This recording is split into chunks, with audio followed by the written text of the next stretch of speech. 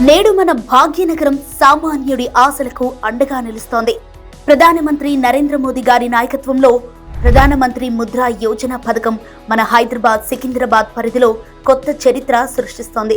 ముఖ్యంగా మన సికింద్రాబాద్ ఎంపీ కేంద్ర మంత్రి కిషన్ రెడ్డి గారు ప్రత్యేక చొరవ తీసుకుని క్షేత్రస్థాయిలో ఈ పథకం ప్రతి పేదవాడికి అందేలా నిరంతరం కృషి చేస్తున్నారు.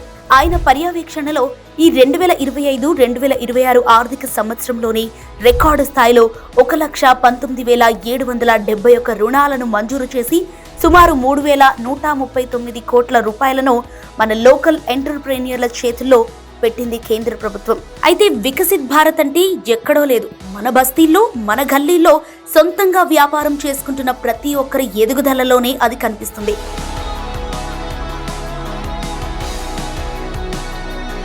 ఈ ముద్రా పథకం ఎవరికో ఒక్కరికో కాదు, రూపాయి లేని సామాన్యుడి నుంచి వ్యాపారాన్ని విస్తరించాలనుకునే వారి వరకు అందరికీ అండగా ఉంటుంది.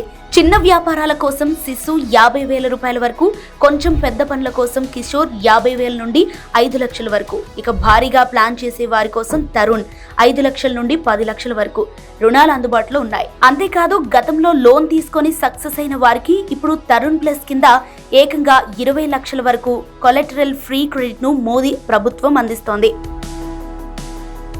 గల్లీలోని చిరు వ్యాపారులైనా, సర్వీస్ ప్రొవైడర్లైనా, లేదంటే పాడి పరిశ్రమ, కోళ్ల ఫారాలు, తేనీటికల పంపకం లాంటి అగ్రి అలైడ్ పనులైనా సరే ఎవరికీ చేయి చాచకుండా, అప్పుల కోసం ఫైనాన్షియర్ల దగ్గరికి వెళ్లకుండా గౌరవంగా బ్రతికేలా ముద్రా యోజన భరోసానిస్తోంది.